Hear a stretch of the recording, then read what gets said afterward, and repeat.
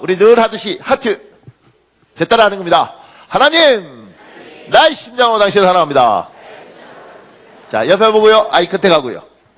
예수 그리스도의 심장으로 당신 축복합니다. 반대편 보고요. 예수의 심장으로 당신 축복합니다.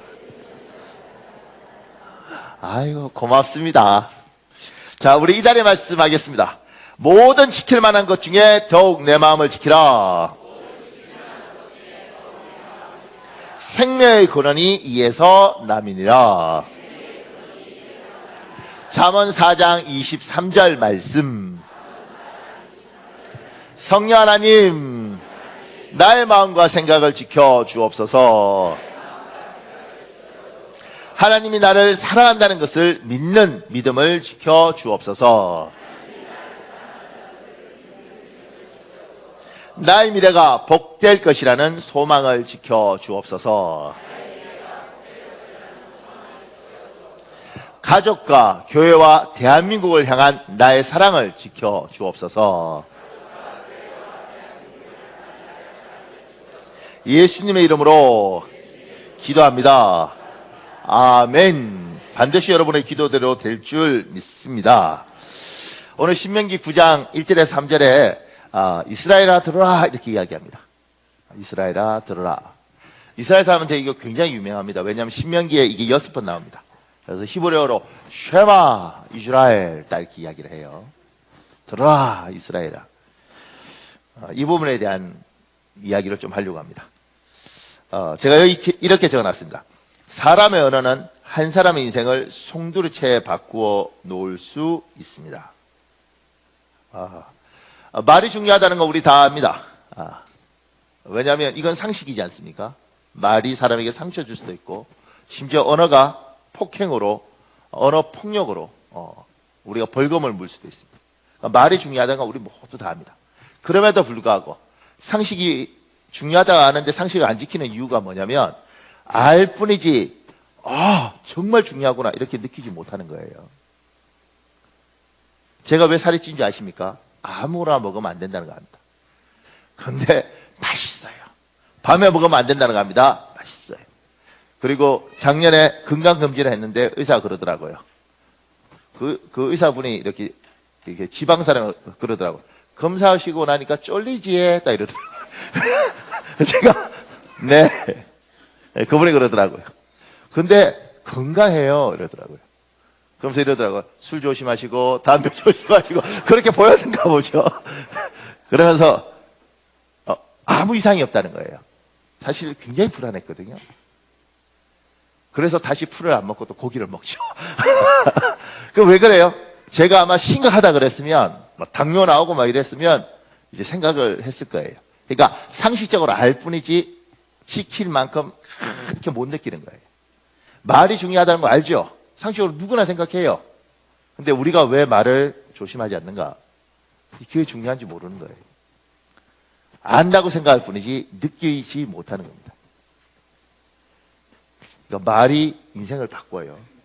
하나님이 인간에게 말을 주셨습니다. 제가 여기에 김홍신 외 31명의 글을 모은 글 중에 내 삶을 바꾼 칭찬 한마디 이 글이 있습니다. 거기에 우리 수원이 나온 유명한 사람 글이 있습니다. 박지성 씨, 축구선수. 그 사람 글에 내용이 길어요. 그래서 제가 좀 줄여놨는데 이런 내용이 나옵니다. 나는 수원 공고를 나왔다. 어려서부터 축구를 했고 집안 형편이 넉넉하지 않아 축구 하나만을 보고 살면서 고등학교를 졸업하면 당장 프로에 입단할 생각만 했다. 근데 대기업 프로 축구단 테스트에서 번번이 고배를 마셨다.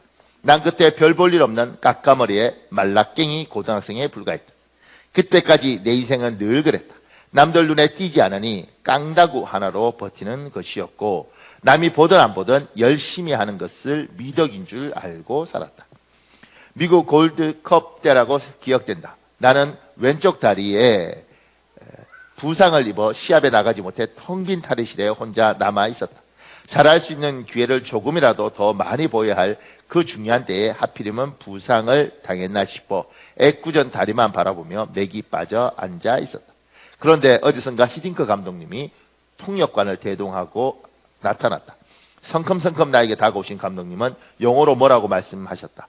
무슨 말인지 몰라 통역관을 바라보았다. 박지성 씨는 정신력이 훌륭하대요. 그런 정신력이면 반드시 훌륭한 선수가 될 수 있을 거라고 말씀하셨어요.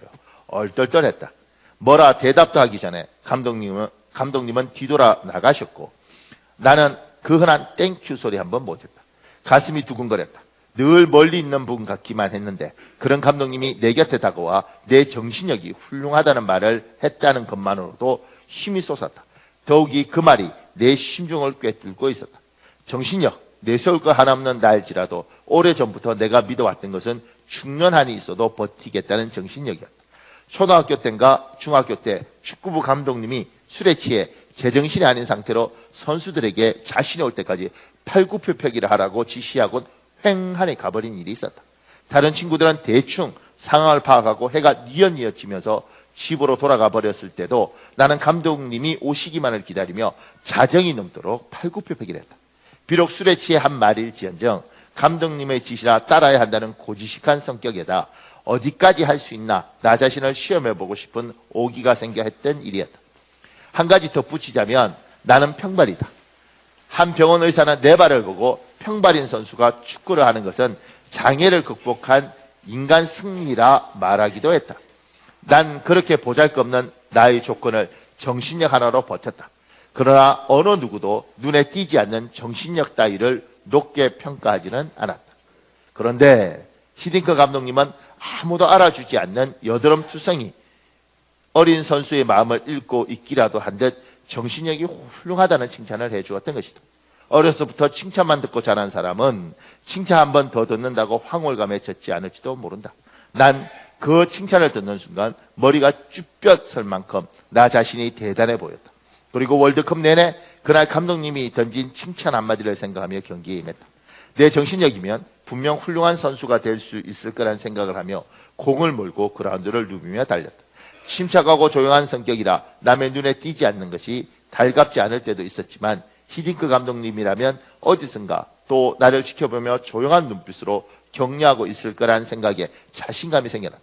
만약 내가 히딩크 감독님을 만나지 못했다면 지금의 나도 없었을 것이다.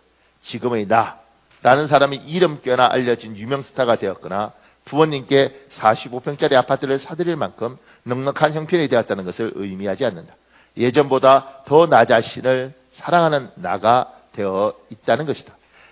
감독님이 던진 채 1분도 안 되는 그 말 한마디는 앞으로 내가 살아갈 나머지 인생을 바꾸어 놓았다. 히딩크 감독님이 이거를 읽으면 뭐라고 하실지 조금은 쑥스럽기도 하지만 나는 감독님을 평생 갚아도 못 갚을 은혜를 베풀어 주신 은사로 생각하고 있다. 이렇게 되잖아요. 감독님이 채 1분도 안 되는 던진 그 말, 그게 이 사람의 인생을 바꿔놨다고 이야기를 해요. 이게 여러분과 내가 가진 하나님 우리에게 주신 이 언어의 능력입니다. 그런데 그 밑에 제가 이렇게 써놨습니다. 아버지와 어머니의 말은 자녀에게 결코 가벼울 수 없습니다. 아버지와 어머니의 언어는 아이에게 엄청난 무게와 존재감을 가지고 다가갑니다. 하나님이 우리에게 권위를 주셨습니다. 어떤 권위를 주셨냐면 이 땅에서 자연스럽게 살아가면서 결혼이라는 걸 하면 자식이 태어납니다. 이 자식에게 아버지로서 어머니로서 권위를 주셨습니다. 별거 아닐 수 있지만 그냥 생각할 때 뭐 아버지 어머니가 뭐라고 그럴 것 같지만 이 아이한테는 아버지와 어머니는 절대적인 권위를 가집니다. 애들이 조그만 때 엄마하고 이 거리감을 두고 엄마가 눈앞에 보이면 애가 놀아요. 엄마가 보이지 않으면 애가 불안해하고 울죠. 그래서 애들이 엄마하고 이 거리를 왔다 갔다 하면서 놀아요. 이 왔다 갔다 하는 건 뭐냐면 이 엄마에 의해서 아버지에 의해서 이 아이는 안정감도 느끼고 불안감도 느끼는 겁니다. 그러니까 이 아이에 대해서 절대적인 권위를 누가 가지고 있냐면 대통령이 가진 게 아니고 경찰서장이 가지고 있는 게 아니고 엄마와 아버지에게 하나님이 이 권위를 자연적으로 부여하신 거죠. 그럼 내 말에 이 아이의 인생이 바뀔 수 있다는 거예요. 사람 말이 사람의 인생을 바꾸는 것처럼 부모의 말이 자식에게 바꾸죠. 근데 제가 마음이 아픈 건 뭐냐면 요새 학원들 많이 비싸잖아요. 영어학원, 수학학원, 음악 뭐 이럴테면 태권도 이런 거 보내요. 그거 잘 되라고 보내는 거 아닙니까? 그렇게 보내놓고 우리는 아이를 저주하죠. 내가 지금 너한테 들어간 돈이 얼마인 줄 알아? 아 정말 새끼가 돌대가리가 아니야? 그 말에 이 아이가 푹 꺾이는 거예요. 뭐라고? 나는 돌대가리야. 이렇게 받아들이는 순간 내 부모도 날 축복하지 않는데 누가 날 축복하겠어? 그게 사람 하나를 짓눌러 버리는 겁니다. 그러니까 우리는 아무 생각 없죠. 야, 내가 너 놓고 미역 공부했다. 내가 미쳤지. 그 말이 아이한테 깊이 들어가면 아, 나는 미역국 먹을 자격이 없는 아이구나. 근데 우리는 던진다고. 근데 부모라는 이 권위가 절대적인 권위를 가지고 있는 거죠. 아, 목사님, 내가 뭐라고요? 그렇지 않아요. 그렇지 않아요. 이 조그만 놈이 이 부모의 뱃속에서 나와서 우리 유전자의 99.8%, 9%를 가지고 태어나서 이 부모의 보호 속에 어릴 때 여기가 절대적인 권한을 가진 하나님이에요. 여기가 축복하는 거. 아들, 정말 아빠는 널 사랑한다. 내가 어떤 일이 있어도 널 사랑한다. 이 말이 이 아이한테 미치는 영향은 엄청 크다. 저는 제 아이들한테 잘한 게 하나도 없습니다. 그러니까 너무 우린 떨어져 있는 것도 많았고 제가 그냥 제 공부한다고 그렇게 살았는데 제가 참 잘한 일이 있습니다. 뭐냐면 제 큰아들이고 둘째고 셋째고 안에 늘 아빠는 무슨 일이 있어도 너 편이다. 어떤 일이 닥치면 반드시 아빠한테 와라. 아빠가 얼마나 해결해 줄 수 있을지 모르지만 아빠는 어떤 일이 있어도 너 편이다. 이 말을 늘 했어요. 그리고 제 아내하고 이야기하죠. 배 죽이고 싶다. 아빠는 무슨 일 있어요?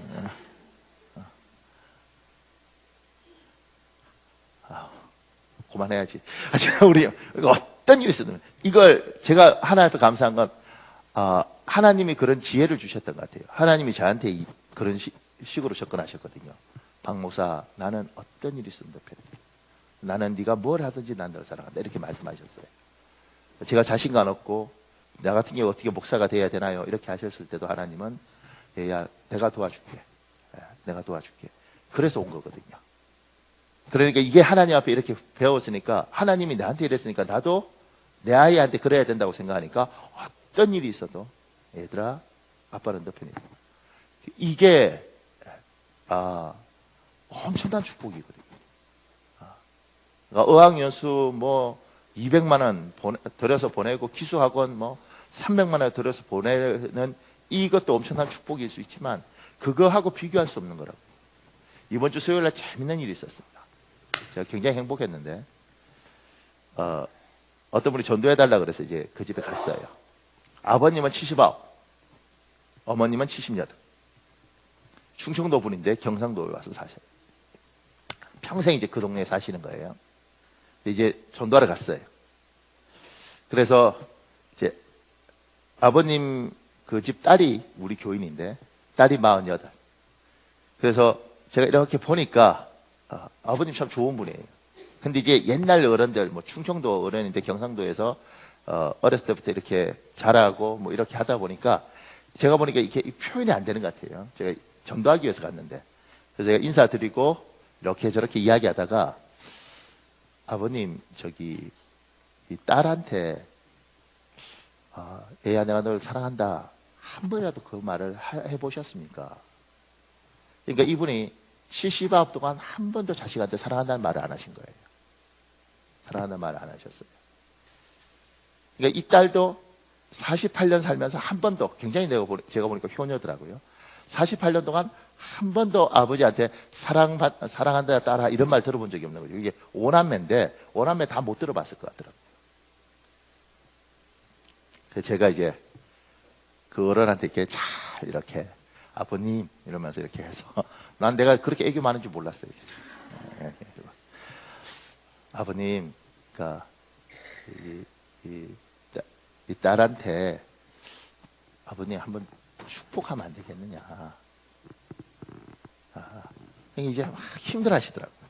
제가 이제 하여튼 달라붙어서 이렇게 하면서 아버님 이게 어쩌면 평생 한 번밖에 없는 기회일 수 있습니다. 그러니까 이번 기회에 딸한테 제가 도와드릴 테니까 딸한테 사랑한다는 말 한번 하시죠. 근데 이제 하여튼간 이 어른이 갑자기 자기도 놀랐을 거예요. 하겠다고 그렇게 어떻게 됐어요, 이렇게. 그래서 이제 70 아버지와 48딸 이렇게 둘이 앉혀놓고 아버지 작달하세요. 그러면서 이제 딸아, 내가 너를 사랑한다. 이렇게 의뢰한 거예요. 이게 이 딸이 48년 만에 처음 들어보는 거죠. 아버지한테 사랑한다는 말을. 그리고 딸아, 내가 예수님 이름으로 너를 축복한다. 그걸 48년 만에 처음 들어본 거예요. 근데 제가 이게 사연을 보니 이제 이 옛날 어른들은 딸 공부를 잘 안 시켰잖아요. 그러니까 이제 여기가 고등학교 나와서 그냥 대학을 안 보내고 돈 벌다가 나중에 대학을 갔는가 봐요. 처음 알았어요, 그것도. 근데 이제 아버지 입장에서 이제 이 미안함이 있었던 거죠. 근데 딸아, 내가 미안하다. 그냥 그 이야기를 하고 싶었어요. 그러니까 그 이야기를 했는데 이 아버지가 처음으로 딸아 미안하다. 그리고 어른이 가만히 있는 거예요. 그러니까 이게 늘 미안한 마음이 있었는데 한 번도 표현하지 않다가 79에 처음으로 딸한테 이렇게 하고 나니까 이게 밀려와 버린 거예요, 어른한테. 예. 가만히 이렇게 있더라고요. 근데 이 집사는 난리가 났어요. 막 울고 불고. 아버지한테 사랑한다는 말도 48년 만에 처음 들어봤고, 그 오빠들도 못 들어본 말을. 그 다음에, 자기한테, 얘야, 내가 널 축복한다. 이 말도 처음 들어봐서, 이게 정말 그 영혼이, 부모한테, 우리의 영혼은 부모한테 축복받고 싶어요. 그게 목사님 말로 하는 것보단 돈으로 줄 수 없는 뭐가 있다니까. 이걸 이제 여기가 받았어요. 너무 행복한데 제가 보니까 어머님도 평생 사랑한다는 말 못 들어본 것 같아요. 제가 어머님 사랑한다는 말 아버님 한번 들어보셨습니까? 78이신. 못 들어봤어요. 근데 여기 아버지가 많이 했어요. 못 들어봤어요. 이게 둘이가 하나는 자꾸 많이 했다 그러고 하나는 평생 들어본 적 없다 그러고 정리가 안 되잖아요. 그래서 이제 아버님한테 이렇게 해서 아버지 볼 때 이제 여보 사랑합니다. 이 말 한번 하시죠. 그리고 제가 막 이랬는데 이제 어머님이 78년 만에 처음 듣는 거 아니겠어요? 한 50년 살았는데 50 넘게 살았는데 눈이 반짝반짝한 거예요. 78에 그도 여자인 거죠. 많이 했어요. 그래도 많이 하셨으니까 이제 한번 하시죠. 결국 못했어요. 그래서, 근데, 몇 번, 거짓말 하실 분 아닌 것 같아요. 몇 번 했다 그래서 제가 이제, 나중에 둘이 이제 이렇게 조금 걸었어요. 그래서, 그러면서 이제 아버님하고만 이야기했죠. 이야기를 가만 듣다 보니까, 사랑한다 그러신 거예요, 이분이. 많이. 근데 어머님이 못 알아들은 거예요. 어머님 몸이 요새 많이 안 좋으셨어요. 그래서 아버님이 흑염소를 잘 고와서 이렇게 이런 탕 만든 데 가서 흑염소를 잘 고와서 40일치인가 뭐를 이렇게 하여튼 갖고 어머니한테 준 거죠. 근데 줄 때 여보 아니 사랑해 그리고 이거 먹고 건강해 이렇게 줬으면 어머님이 이렇게 알아들었을 텐데 아마 제가 보니까 그렇게 했을 것 같아요. 할망구가 자꾸 아프고 먹어! 이렇게 한 것 같아. 내가 보니까.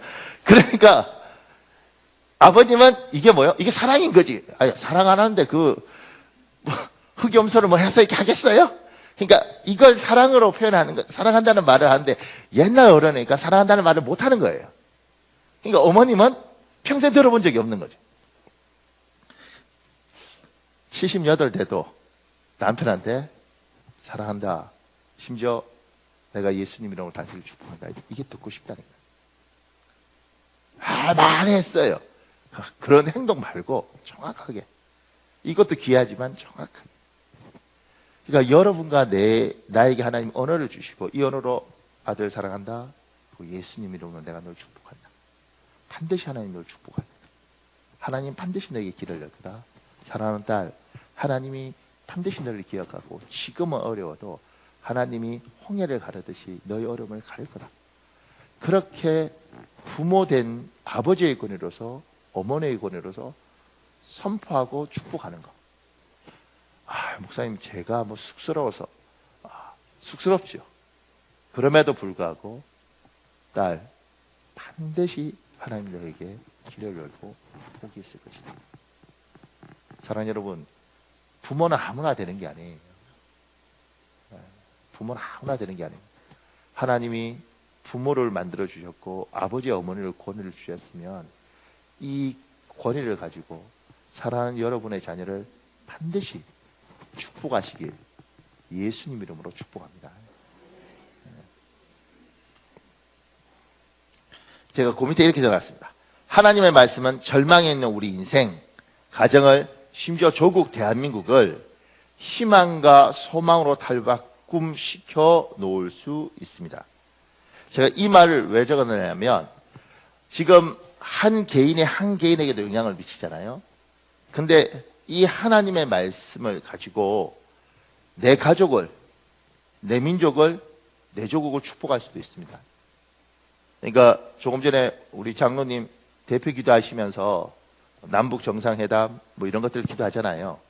그러니까 우리 기독교는 이제 종교 분리 원칙을 가지고 있다고요. 그러니까 제가 만약 뭐 이를테면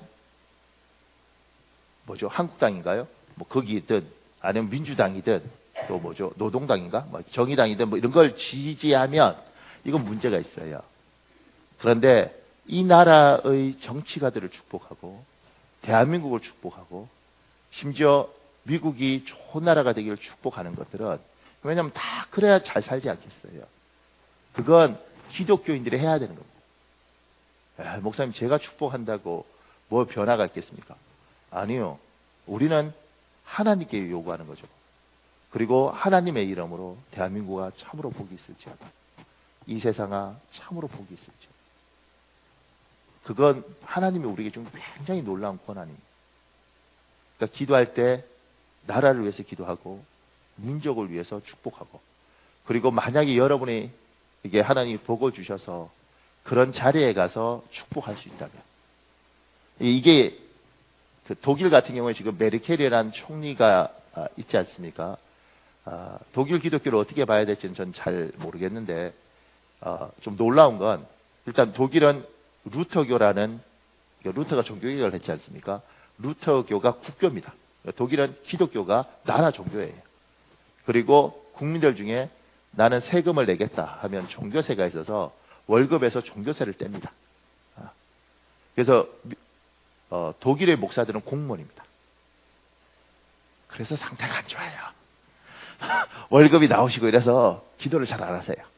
그리고 목사님 되는 게 너무 어려워요. 왜냐하면 우리나라 사법고시 치듯이 그렇게 쳐서 목사님들이 되니까 독일 목사님들은 좀 그래요. 근데 하여튼 훌륭한 사람들도 많은데 국가가 그렇게 되니까 메르켈 총리가 신년사 같은 거 할 때 호세아서를 풉니다. 공법이 물같이 정의가 가수같이 아모스서를 풀어요. 우리나라에서 만약에 대통령이 성경 펴놓고 자 마태복음에서 이렇게 하면 난리 날 거예요. 근데 그 나라는 아모스를 호세아를 풀어요. 잘 풉니다. 아버지가 목사고 그리고 아주 신학적으로 풀어요. 그러면서 기독교적인 가치관을 가지기를 요구하는 거예요. 그래서 독일이 지금 독일 안에서 문제가 많지만 시리아 난민들 이걸 독일은 받았던 거예요. 기독교는 연약한 자를 품어야 됩니다. 그래서 하나님의 말씀을 가지고 이 말씀이 흘러가는 거죠. 들어라 이스라엘아. 그랬을 때 내 민족이 하나님의 말씀을 듣고 내 가족이 하나님의 말씀을 듣고 대한민국이 하나님의 말씀을 들으면 제대로 된 말씀을 들으면 변하는 겁니다. 이게 능력이에요.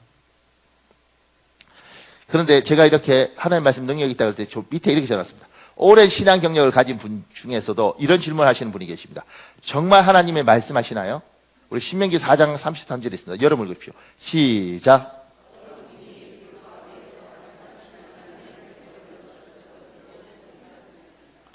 우리 신명기 6장 4절도 있습니다. 시작.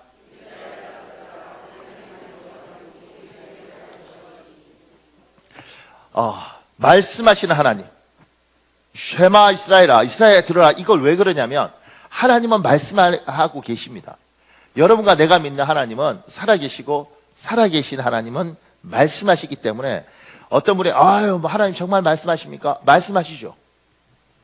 그래서 부산에 정필도라는 이제 은퇴하신 귀한 목사님인데 그분한테 하나님이 진짜 말씀하십니까? 말씀하시죠. 목사님 뭐 하나님 말씀을 어떻게 듣습니까? 귀로 듣습니까? 머리로 듣습니까? 가슴으로 듣습니까? 이렇게 말할 때 그분은 이렇게 말했대요.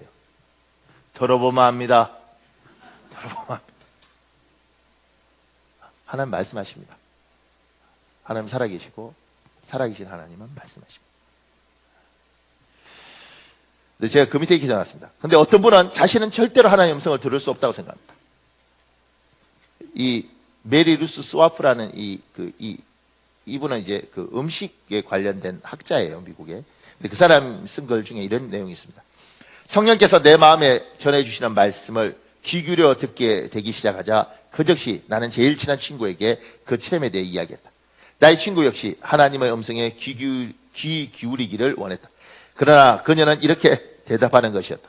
아, 나는 주님이 너에게 말씀하시려고 한 이유를 알아.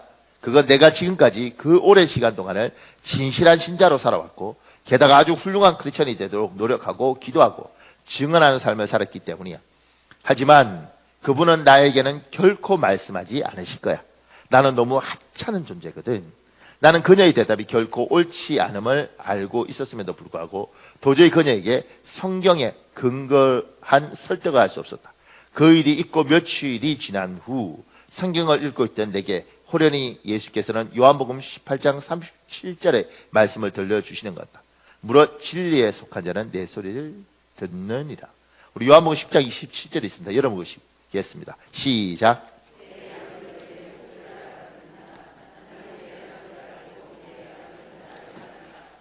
여러분 중에서 아유 나 같은 게 무슨 하나님의 소리를 들어. 내 같은 것에 뭘 말씀하시겠어. 나는 주일만 오는 순데이 크리스찬이고 나는 날라리야.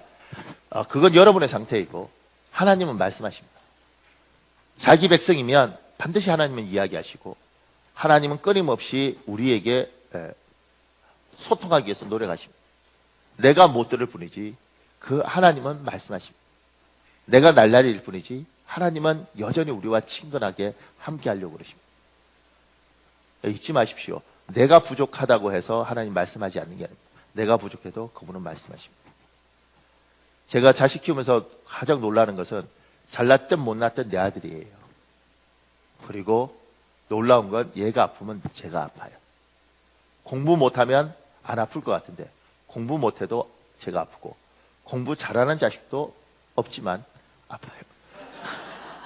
아파 마음이야. 내 아들이면 잘났든 못났든 아파요. 하나님은 자기 사람이면 자기 양 되면 말씀하십니다. 내가 부족하죠. 내가 연약하죠. 그럼에도 불구하고 그분은 말씀하십니다. 그런데 이제 우리들 중에 아예 하나님 음성을 듣고 싶지 않는 사람도 있죠. 제가 밑에 얘기 해놨습니다. 하나님 말씀 듣는 것에 두려움과 거부감을 가진 분들이 있습니다. 왜일까요? 우리 시편 8장 20절에 있습니다. 여러분 보십시오. 시작.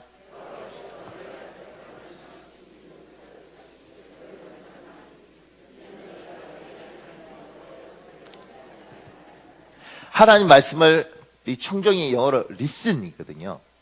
그러니까 귀 기울여 들을 생각이 없는 사람도 있습니다. 그러니까 목사님 교회 나오는데 설마요? 생각보다 많이 있습니다. 제 친구 목사가 있는데 이 사람은 사람들을 자꾸 선교사로 보내는 사람이에요. 근데 굉장히 재밌습니다.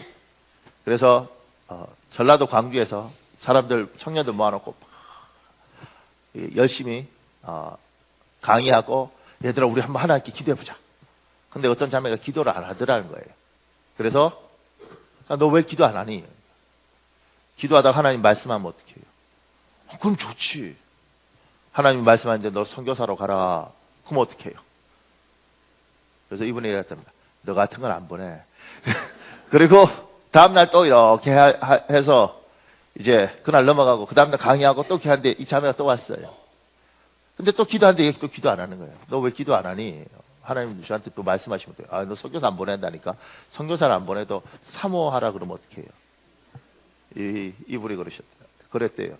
한성질 하거든요. 등치도 크고 거의 소도둑처럼 생겼어요.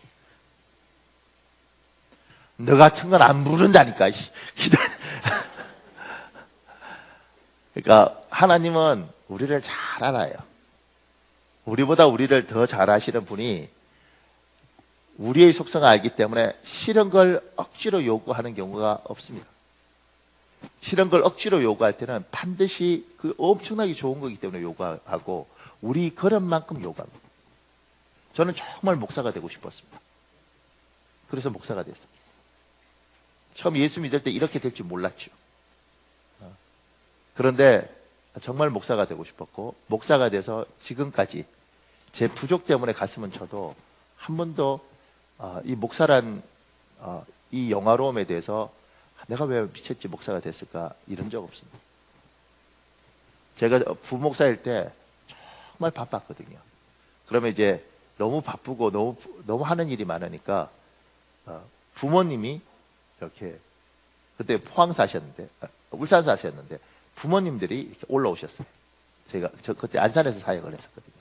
올라오셨어요. 명절이 되면 제가 내려가는 게 아니고 올라오시면 올라왔는데도 어머니 얼굴이나 아버님 얼굴을 조금밖에 못 보는 거예요. 왜냐하면 쪽잠 자고 가고 왔다가 또 집에 오면 쪽잠 자고 가고 이렇게. 어느 날 저희 모친이 그러는 거죠. 목사님 이렇게 힘들어서 어떡하냐고. 이제 불쌍한 거죠. 아들이 너무 고생하니까. 근데 제가 했던 말이 이겁니다. 어머니가 저보고 목사라고 미루셨습니까? 아니면 누가 나보고 미루셨습니까? 내가 좋아서 간 거. 내가 누굴 원망하겠습니까?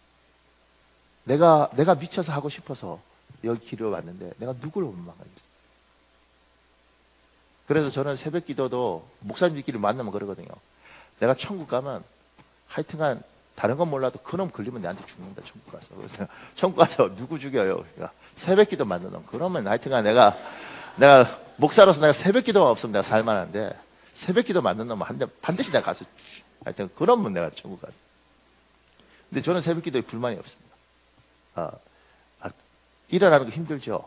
그래서 2시에도 일어나고 3시에도 일어나고 4시 반에도 일어나고 그러니까 자다가 일어나요. 그러니까 늘 잠이 충분하지 못해요. 그러니까 제가 따져보니까 제가 2002년도에 목사가 됐어요. 지금 이제 목사로 횟수로 17년? 근데 그렇게 목사 돼서도 새벽 기도는 사실 적응 안 돼요. 근데 그렇게 이렇게 중간중간 깨는데도 왜 불만이 없느냐면 제가 원해서 온 길이고 이게 제 팔자근의 생각입니다. 그래서 늘 꽃게 이런 것들을 제가 굉장히 좋아하는데 꽃게를 볼 때마다 생각해요. 남들 다 앞으로 걸 때 걔는 옆으로 걷잖아요. 왜요? 태생이 그래. 팔자야. 그러니까 혹여 앞으로 가는 꽃게는 먹으면 안 돼요. 여러분 반드시 병원 갑니다. 앞으로 가는. 그러니까 나는 이게 내 팔자고 내 운명이라고 생각합니다. 이게 내 팔자고 내 운명이면 싸울 필요가 없는 겁니다. 왜냐하면 이건 태어날 때 이렇게 태어난 거거든요. 그래서 저는 목사로서 새벽 기도에서 불만 없습니다. 그래서 천국에 가면 그럼 때려 반드시 죽인다는 목사님을 제가 아는데 그분이 죽이는지 난 그냥 구경할 겁니다. 하나님이 아무나 안 불러요. 행복한 사람을 부르는 거고 여러분한테 아무나 사모시키지도 않아요. 그리고 하나님을 신뢰하시면 그분이 뭐라고 이야기할 때는 반드시 더 좋은 걸 주시기 위해서 하시지 우리에게 억지로 강요하고 그러지 않습니다. 사랑하는 여러분, 하나님이 말씀하시면 듣는 복이 길 예수님으로 축복합니다. 근데 하나님이 말씀하시는데 여기에요. 엘리야에게 하나님이 세미하게 말을 해요. 여러분과 내가 하나님의 음성을 못 듣는, 하나님 말씀 안 하시는 게 아니고 자기 백성이 계속해서 말씀하실 때 우리는 못 들어요. 못 듣는 가장 큰 이유는 뭐냐면 하나님의 음성에 대한 오해가 있습니다. 제가 지금까지 만나본 많은 사람들은 하나님의 음성은 못 듣는 거래요. 아주 신령한 사람이 듣는 거래요. 그래서 제가 왜 그렇게 생각하세요? 그러니까 이렇게 말하는 거예요. 현우가 내가 하나님이다. 호호호호 이렇게 산신령처럼 이야기할 거 생각하는 거예요. 그러니까 이거 들은 사람들은 거의 없습니다. 예, 예. 그리고 이렇게 들은 사람들은 좀 심각할 수 있어요, 상태가. 하나님의 음성에 대한 오해가 있죠. 하나님의 음성은 소리가 중요한 게 아니라 하나님의 의도가 중요한 겁니다. 하나님이 자기 의도를 우리에게 이야기하시는 거예요. 자기 의도를 우리에게 이야기하는 걸 우리는 하나님의 음성을 들었다고 이야기를 합니다. 소리 중에 허허허허 이게 아니고, 이게 이렇게 하니까 못 듣는 거예요. 하나님이 자기의 뜻을 우리에게 전달합니다. 그게 음성이든 뭐든 간에. 그걸 하나님께서 온 그 의도와 그 음성을 들었을 때, 아, 우리는 하나님의 음성을 들었다고 이야기를 하는 거예요. 세미한 소리. 아, 저게 하나님의 음성일까? 설마? 근데 음성이에요. 그 듣는 방법 중에 하나가 뭐냐면, 제가 여기 기억해놨습니다. 하나님은 성경을 통해 말씀하십니다. 제가 그 밑에 성경 말씀은 우리 신앙생활의 유일한 기준이고 표준입니다. 이게 우리의 기준입니다. 그리고 그 밑에 제가 적어놨습니다. 주일 설교 말씀이 내 말씀으로 들리는 것은 큰 축복입니다. 이게 무슨 말이냐면, 이건 설명이 좀 필요합니다. 여러분 이 말 알아듣는 것 같은데 오해한 사람들 많이 있을 거예요. 하나님의 말씀이, 예, 우리가 성경을 읽잖아요, 그죠?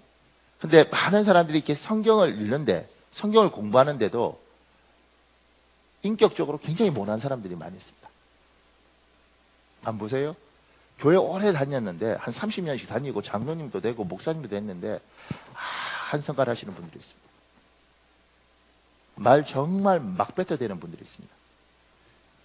저 사람 예수 믿는데 왜 저래? 이런 분들이 있습니다. 근데 놀라운 건 뭐냐면 성경도 잘 알아요. 그러니까 이분들이, 그리고 우리가 착각했던 것들 중에 하나가 뭐냐면 성경 공부를 많이 시키면 사람들이 바뀔 줄 알았어요. 근데 성경 공부 많이 시켰는데 사람이 안 바뀌는 거예요. 성경 공부를 시키는 이유는 하나님의 의도와 하나님의 음성을 듣는 게 목적이라고. 근데 성경 공부를 많은 정보를 가지게 이렇게 훈련받은 거죠. 그러니까 우리 교회, 다른 교회에서 우리 교회 온 사람들 중에 굉장히 좀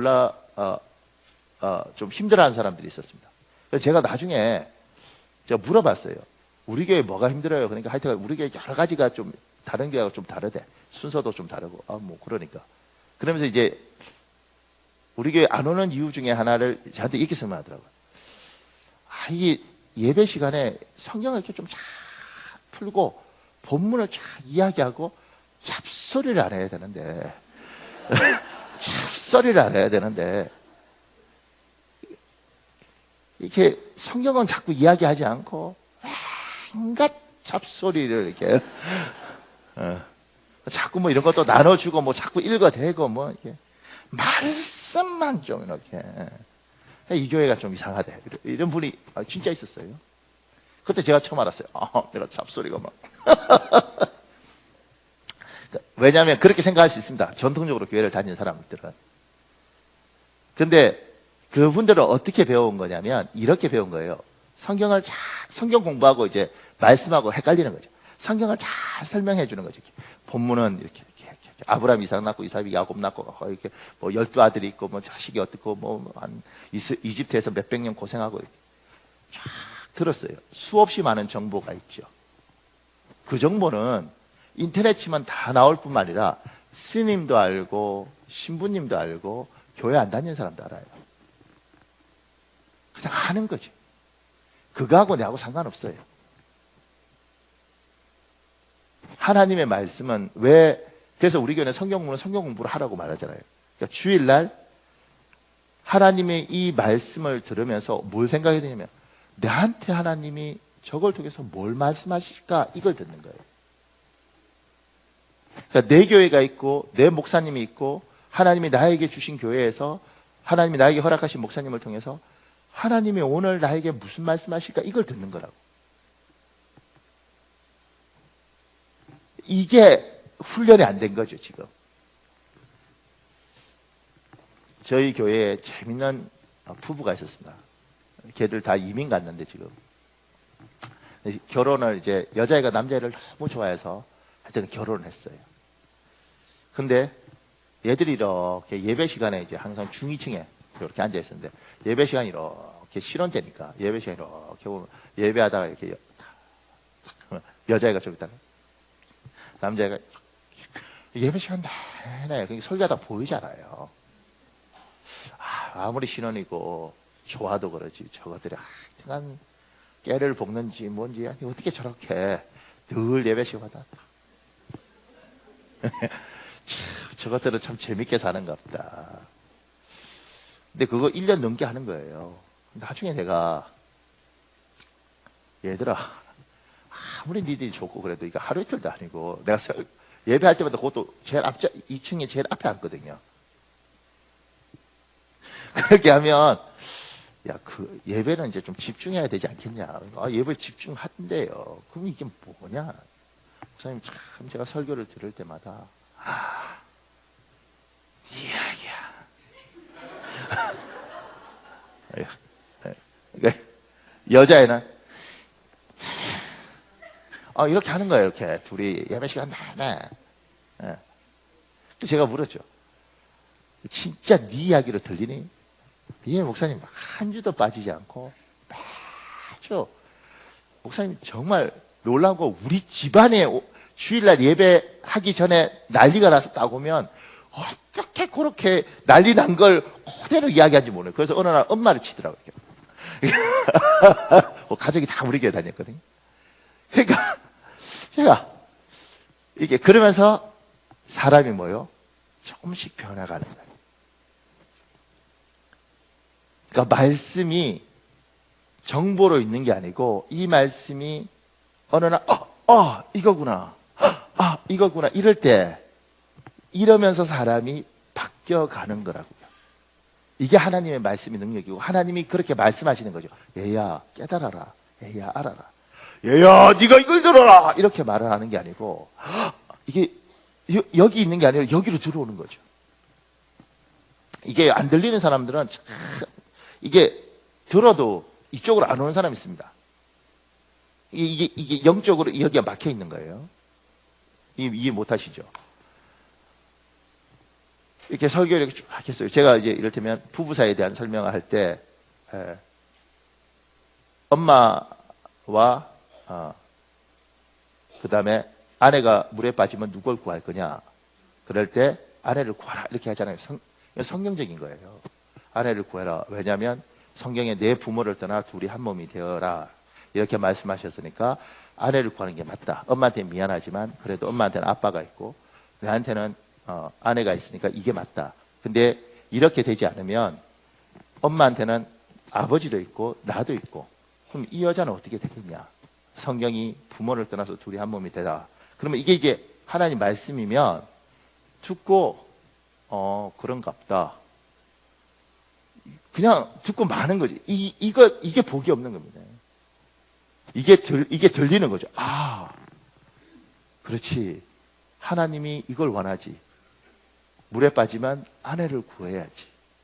그리고 하나님이 이렇게 살길 원하지. 그러면 엄마한테는 미안하지만 나는 여보 내가 당신을 구할게.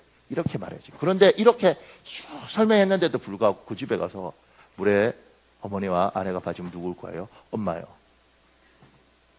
아니 왜? 어머니는 한 분밖에 없잖아. 여자는 따로 구하면 되지. 내가 그 집이 안 깨지는 게 이상하다니까요. 내가 지금 보고 있어요. 저거. 그러니까 근데 문제는 뭐냐면 매주 설명하는데 들려요 안 들려요? 안 들리는 거예요. 근데 이상형님 계시죠? 이상형님 미안한데 이상형 장로님은 물에 엄마와 하여튼 김희숙 권사님 빠지면 어저께 그러시더라고요. 여보 미안해 못 구해 이러더라고요. 어머니도 못 구해. 수영을 못해. 그래서 그러시더라고요. 그래도 여보 나도 들어가면 같이 죽으니까 당신 가고 그래서 나는 어쨌든 애들을 어떻게 이렇게 잘 갔어요. 이거는 말씀을 지키고 싶은데 이게 안 되니까. 그때 제가 이 장로님 하면서 이렇게 손잡고 그랬죠. 저도 못 구합니다. 나도 수영을 못해. 나도 수영. 어쩔 수 없는 거죠. 이거는 말씀을 지키고 싶어도 우리가 안 돼서 그런 것이고 하나님이 말씀하시면 이 말씀이 그렇지 내가 아내에게 등 돌리면 이 여자는 어디 가나. 이게 하나님의 말씀이면 이게 들어와야 되는 거예요.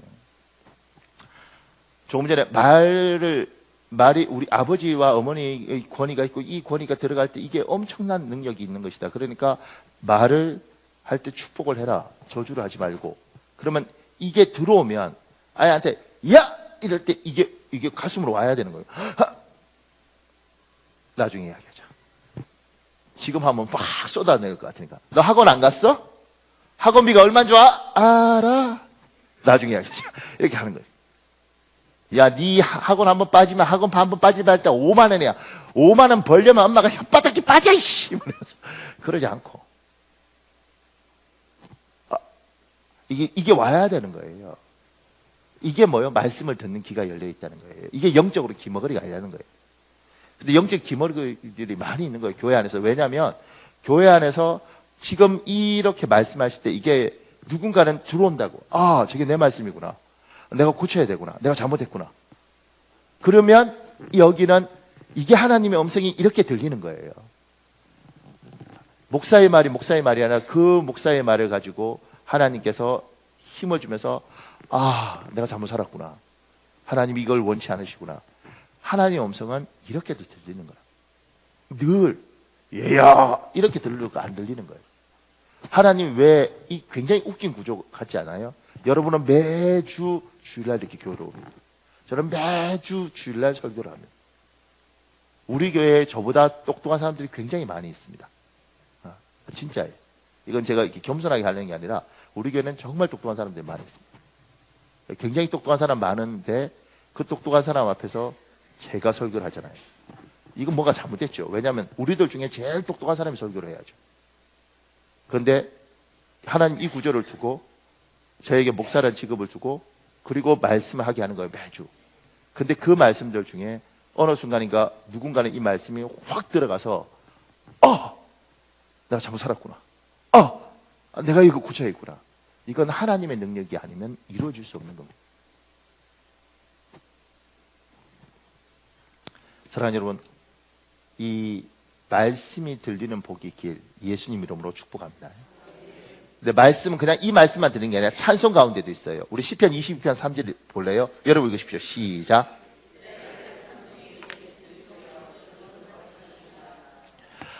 찬송 가운데서도 하나님 이야기, 그러니까 노래를 부르는 게 아닙니다. 하나님을 찬양하는 가운데 하나님은 찬양 속에 거하시는 하나님이기 때문에 찬양 가운데 하나님이 그 속에서 우리에게 말씀하시는 거예요. 보세요. 이 사람은 이제 서울대 음대 나와서 지금 미국에 거주하는 사람인데 우리는 찬송가 383자 만화의 왕 내 주께서를 불렀다. 만화의 왕 내 주께서 왜 고쳐 당했나? 이 벌레 같은 날 위에 주보를 흘렸네. 십자가 내가 처음 볼 때에 나의 마음에 큰 고통 사라져. 오늘 믿고서 내 눈 밝았네. 참 내 기쁨 영원하도다. 오랜 교회 생활에서 수없이 부르던 찬양곡의 가사가 새삼스레 온전히 나의 고백으로 느껴지기 시작했다. 그리고 갑자기 눈물이 비오듯 쏟아졌다. 나는 비로소 예수님의 죽으심이 나의 죄 때문이었음을 깨닫게 되었다. 과거의 모든 죄가 주마등처럼 지나간과 동시에 그 모든 죄가 다 용서받았다는 구원에 대한 감사와 감격으로 인해 내 입에서 찬양이 터져나왔다. 하나님의 사랑이 강물처럼 밀려오며 나의 삶은 어두움에서 빛으로 나오게 되었다. 그날 이후 나는 꿀송이처럼 단 성경 말씀을 정신없이 읽으며 주의 은혜의 강물에 잠기기 시작했다. 그렇게 말씀에 빠져든 지 2-3달이 지난 어느 날 술과 담배가 자연스럽게 끊어진 것을 경험했다. 스스로의 힘으로 끊어보려고 수차례 노력했지만 실패했던 일이야. 노래가 끝나면 그리고 중약을 했습니다. 노래가 끝나면 잽싸게 다시 카세트 테이프를 앞으로 돌려 반복해서 들으며 이 노래를 익히고 있었다. 그런데 차가 서강대교를 진입하려는 순간 곡이 끝났고 미처 대감기 버튼을 누르지 못한 채 들어서게 되었다. 다음 노래는 임하소서라는 곡이었다. 장엄하며 경건한 분위기를 자아내는 전주가 흐르는데 그 선율을 통해 성령께서 강하게 임재하시기 시작했다. 내 왼손에는 핸들을 잡고 오른손은 하나님을 향해 들려졌다. 종으로 부르심에 대한 찬미의 예배가 차 안에서 시작됐다. 막 동이 트기 전이라 서강대교는 어둠이 약간 드려져 있었고 노란색 가로등이 아직 켜져 있었지만 안개가 자욱했다. 마치 영화의 한 장면 같았다. 좌우에는 차가 한 대도 보이지 않았다. 나의 차는 시속 30-40km 정도로 천천히 달리고 있었다. 주님의 성령 지금 이곳에 임하소서. 정확히 나의 기도 제목이었다. 두 눈에는 눈물이 쏟아졌다. 감사와 기쁨의 눈물이었다. 차 안에는 어느덧 성령 임재로 가득했다. 1절이 끝나고 간주 부분에 송정미 씨의 낭송음이 들려왔다. 내게 기름 부으사 가난한 자에게 아름다운 소식을 전하게 하소서. 나를 보내사 마음이 상한 자를 고치며 포로된 자에게 자유를 갇힌 자에게 노임을 전파하게 하소서. 성령께서는 주의 종으로 부르시는 가장 핵심적인 말씀으로 내게 다가오셨다. 송정민 씨의 낭낭한 목소리가 차 안에서 메아리 치는 동안 성령께서는 그 말씀으로 내 머리에 기름을 부으셨다. 주님은 사명자에게 주시는 기름 부으심을 특이하게도 달리는 차 안에서 행하셨다. 그것은 부르심에 대한 재확신을 주시는 하나님의 춤이라고 멋진 연주래. 이 사람은 음악가입니다. 이 사람은 성악가인데 하나님이 찬송하는 가운데 이 사람에게 만나 주셨어요. 그리고 찬송하는 가운데 이 사람에게 주의 종이 되는 것들에 대한 확신을 주셨어요. 그러니까 노래하는 게 아니라 찬양하는 가운데 하나님께서 가사 가운데 또 하나님께서 찬양하는 가운데 주님이 말씀하시는 거예요. 그러니까 노래하면 안 됩니다. 찬양하는 거예요.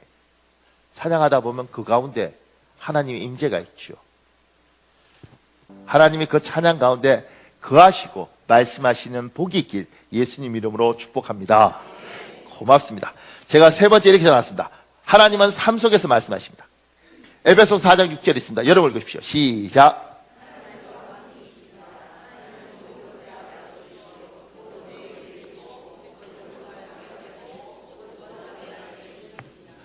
굉장히 어려운 구절입니다. 하나님은 모든 것의 아버지시요 모든 것 위에 계시고 모든 걸 통하여 계시고 모든 것 안에 계시는 분이십니다. 결론은 뭐냐면 하나님은 모든 곳에 존재하신다는 거예요. 그러니까 편만하게 계신 이 하나님께서 우리에게 상황 속에서 말씀하시는 거죠. 여기 방기성이라는 사람이 있는데요. 이 사람이 책을 썼어요. 우레로 말씀하신 하나님. 왜냐하면 이 사람은 우리나라에 굉장히 유명한 기상캐스터입니다. 그러니까 기상캐스터들 중에는 어른 중에 어른이라 그래요. 기상예보자 생활 34년의 세월에서 깨달은 것은 날씨는 전적으로 하나님이 만드시고 주관하신다는 것이다. 그래서 일기예보를 낼 때마다 더욱 무릎을 꿇을 수밖에 없었다. 그때마다 하나님은 날씨의 비밀을 엿볼 수 있는 지혜를 주셨다. 이 사람이 기상캐스터니까 이 일기예보관이니까 날씨를 통해서 하나님을 만나는 거예요. 그래서 무지개를 보면서 하나님의 약속하신 하나님, 이 하나님을 무지개를 보면서 이 사람은 쫙 느끼더라고요. 태풍과 토네이도를 보면서 하나님의 놀라우신 일하심을 이렇게 느끼더라고요. 그러니까 하나님이 여러분과 나에게 박현우가 이렇게 말씀하지 않더라도 삶 곳곳에서 우리에게 은밀하게 세밀하게 말씀하세요. 제 스승 중에 한 분은 이렇게 샤워할 때마다 쫙 오면서 때가 이렇게 밀리고 더러운 게 씻기잖아요. 찬양하네요. 주의 보혈 그러면서 주여 내 죄도 씻어주시옵소서 이렇게 하시는 분이 있습니다. 그러니까 이게 사람마다 생각하는 것들이 그 속에서 하나님의 음성을 듣는 거죠. 이게 저게 하나님 음성이구나. 저는 제가 사람들 통해서 참 많이 하나님 음성을 들어요. 어떤 사람이 어떤 행동할 때 참 예쁘다. 나도 저랬으면 좋겠다. 근데 그게 하나님 음성인 거예요. 어떤 집사가 환하게 있으면 안녕하세요 목사님 그러면 잘 웃는구나 이렇게 보세요. 그거 당연히 알죠. 잘 웃는구나. 또 이럴 수 있죠. 풀려시 같은 게 맨날 웃어 이럴 수도 있죠. 그런데 환하게 웃을 때 그 속에서 하나님이 나한테 저렇게 웃어주면 참 좋겠다. 나도 누군가에게 저렇게 환하게 웃었으면 좋겠다. 이 마음이 누군가는 안 들잖아요. 이 마음이 하나님이 주시는 마음이고 하나님이 주시는 음성으로 들을 수 있으면 누군가 환하게 웃을 때 하나님 나도 누군가에 저렇게 환하게 웃었으면 좋겠습니다. 참 희한해요. 그죠? 이게 보이는 거예요. 교회에 아버지하고 딸하고 왔다가 딸이 아빠 그리고 팔짱 끼고 이렇게 갈 때 딸들이 그거 보면서 하나님이 나한테 어쩌면 우리 아버지한테 저렇게 해주길 원하는가 보다. 이게 쫙 느껴지면 이게 들리는 거죠. 아니 시비 안 그래야겠다 청년들한테. 그러니까 그런 마음이 오면 그게 이게 내 마음인가? 하나님 주시는 마음인가? 생각해 볼 필요가 있는 겁니다. 근데 제가 그 밑에 이렇게 또 적어놨습니다. 하나님은 사람을 통해서 말씀하십니다. 보물찾기라는 아이들처럼 사람과의 대화 속에서 하나님의 음성을 찾으십시오. 하나님이 여러분에게 좋은 친구들을 이렇게 보내주실 수 있어요. 그러면 그 친구들 속에서 이 사람 말만 듣지 말고 이 사람 속에서 하나님이 나한테 하시는 말씀이 있어요. 그걸 들으려고 노력하면 이게 들립니다. 제가 인도 여자 선교사가 있는데 저만큼 덩치가 좋아요. 근데 굉장히 귀한 여자 선교사였어요. 한성질하고 침례교 선교사였는데 저하고 나이 차이가 몇 살 났어요. 근데 이제 이 기질이 강하고 그 다음에 이제 지고 잘 못 사는 성격이니까 저는 이제 저보다 나이도 몇 살 차이 나고 같이 유학하면서 이제 동생 같으니까 이제 잘 해주는 거죠. 왜냐면 귀하니까. 근데 어느 날 이렇게 하다 보니까 얘한테 상처가 있는 거예요. 그래서 왜 목사들은 금방지게 우리도 하나님의 종인데 자꾸 전도사라고 가르치려고 그래? 뭐 이런 마음들이 있었던가 봐요. 그러면서 제가 이렇게 무슨 이야기를 하는데 이 대화가 안 되고 자꾸 이렇게 싸우려고 덤비는 거예요. 제가 이제 1시간 정도, 1시간인가 1시간 반 이야기하면서 받아주다가 제가 화 잘 안 내는데요. 화를 냈어요. 제가, 야, 뿌리야! 이름이 뿌리야예요. 야, 뿌리야! 나는 니하고 이야기하면서 혹여 너의 말들 속에서 하나님이 나에게 하신 말씀이 있는가 싶어서 난 열심히 듣는데 너는 어떻게 내 이야기 속에서 하나님 이야기를 듣는 게 아니고 나보다 목사님은 그렇게 똑똑해요? 목사님 그렇게 잘했어요? 그렇게 싸우려고 덤비더냐. 목회자가 되면 선교사가 되면 지나가는 구름에도 흘러가는 바람 속에서도 하나님 음성을 들으려고 노력해야지. 참 멋있어요. 그래야지. 어떻게 너는 옳고 그르고 이기고 지고 그렇게 있냐. 근데 이게 등치도 좋고 한성질하거든요. 그리고 내가 밥 사줬어요. 맞을까봐. 그러니까 많은 사람들이 사람 만나서 그냥 내가 저거보다 말 잘해야지, 저거보다 똑똑해 이렇게 가서 부부 사이도 똑같아요. 부부 사이에 어떻게든 내가 당신보다 똑똑해. 사람 무시하는 거야? 여자라고? 요렇게 가는 부부들도 많아요. 근데 하나님이 내한테 아내를 통해서 하나님의 음성을 들려줄 수 있습니다. 하나님이 내 남편을 통해서 하나님의 이야기를 하실 수 있습니다. 목사님 우리 남편 안 믿어요. 안 믿는데요. 훨씬 상식적이고 합리적인 이야기를 나한테 하실 수 있습니다. 그걸 듣는 거죠. 내 딸을 통해서 그 음성을 듣는 거예요. 아빠는 너무 권위적이야. 이게 확 그렇게 듣는 게 아니라 이 속에서 하나의 음성이 들리는 거죠. 내가 그래도 교회에 안수집사고 내가 그래도 목사하고 장로인데 나는 권위적인가? 나는 자유롭지 못한가? 이게 들려야 되는 거죠. 근데 이게 안 들리는 거예요. 어디 아빠한테 이렇게 사람의 소리 속에서 하나님이 내한테 이야기하시는구나. 이게 들리면 참 큰 복입니다. 네. 이 소리 속에서 하나님이 나한테 말씀하시는구나. 이게 큰 복이죠. 많은 사람이 못 들어요. 사람 소리를 듣고 쟤는 맨날 그래 이렇게 들어요. 그렇지 않죠.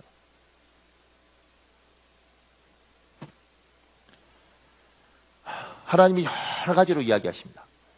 그런데 그 이야기하실 때 제가 이렇게 세 번째 얘기 전했습니다. 나에게 다가온 하나님의 말씀은 어떻게 할 것인가? 여러분한테 하나님 계속 말씀하셨습니다. 근데 정말 놀라운 건 뭐냐면 하나님 말씀하시면 하나님이 나한테 깨닫게 하시고 알게 하셨으면 안 까먹을 것 같은데요. 인간은 망각하는 존재라서 까먹어버려요. 그래서 하나님의 말씀을 잊지 마십시오. 하나님이 여러분에게 은혜로 주셨던 주일날 설교를 통해서 같은 말씀이 하나님 여러분 깨닫게 하셨던 말씀, 하나님이 세미한 가운데 하셨던 말씀을 딱 잡으면 잊지 마십시오. 인간은 반드시 잊게 돼 있습니다. 그런데 상기하십시오. 올해 우리가 2018년 시작하면서 저는 하나님 우리 교회에 이사야 43장 19절에서 20절을 주셨다고 생각합니다. 여러분 읽으십시오. 시작.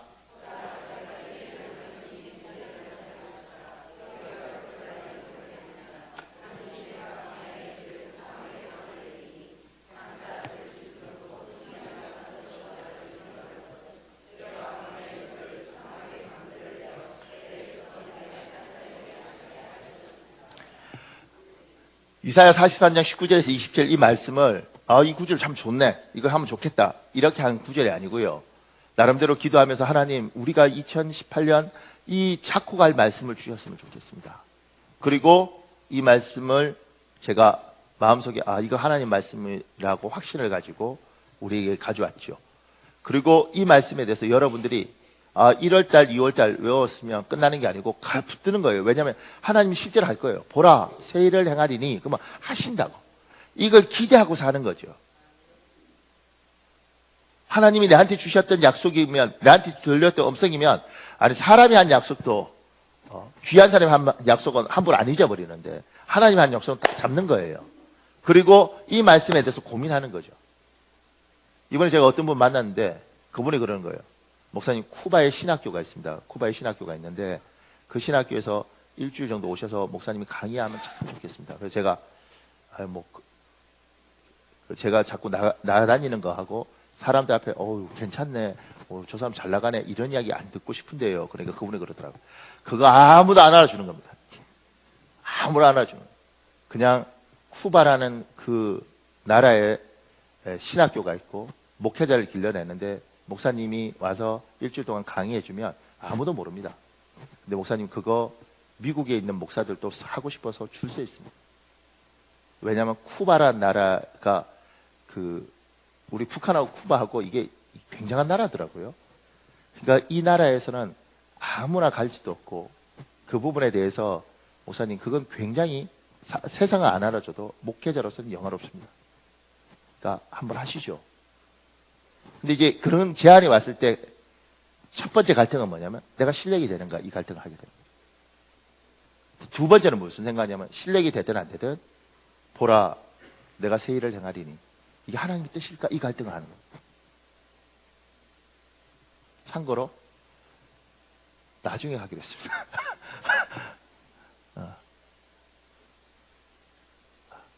그러니까 하나님께서 우리에게 어떤 길을 열어줄지 모르고 그 부분에 대해서 기대를 하는 거죠. 이 말씀을 하나님이 나에게 주신 감동이라면 하나님, 그러면 하나님 내가 기대하고 살겠습니다. 기대하고 살겠습니다. 그리고 그걸로 끝나면 안 되고요. 제가 그 밑에 이렇게 적어놨죠. 하나님의 말씀을 붙들고 기도하십시오. 우리 시편 105편 8절에 10절에 있습니다. 여러분 읽어주십시오. 시작.